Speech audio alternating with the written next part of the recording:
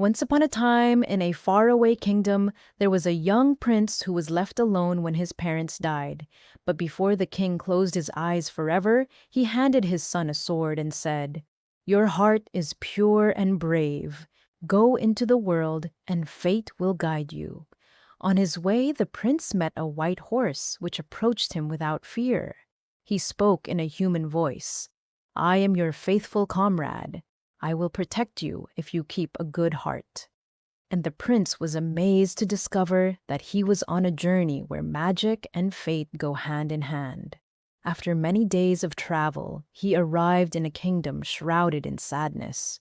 The city was quiet, the streets empty. The people were trembling with fear. "Every year the dragon demands a sacrifice," the old man told him. "This year the victim is to be a princess." To avoid revealing his identity, the prince decided to hide. He took a job as a mute gardener at the royal court. No one knew who he really was. He just worked quietly and watched the beautiful princess, who was kind and sad at the same time. The day of sacrifice was approaching.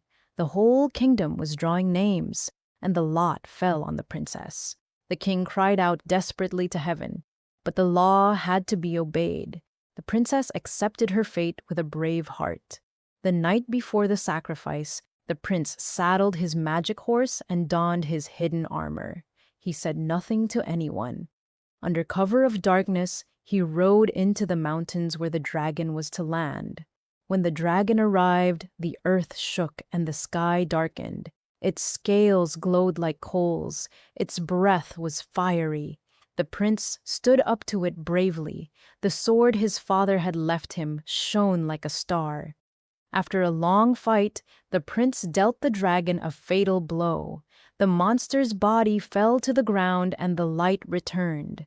When the princess saw the fight from afar, she wanted to run after her rescuer. But before she arrived, the prince had already left. He didn't want glory, only the peace of mind that he had saved an innocent life. The kingdom rejoiced. The king commanded that the hero who had slain the dragon deserved a princess as his wife. But no one knew who he was. The prince remained silent and worked as a gardener. But the princess was beginning to suspect the truth. One day, she saw the prince talking to his white horse. She recognized his voice and understood that he was her savior.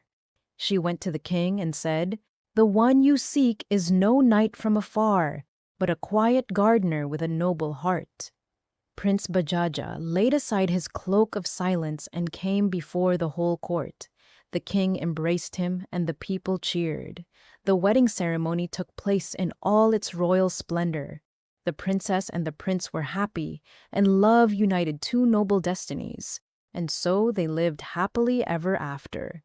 Prince Bajaja was not only a valiant warrior, but also a just and loving ruler.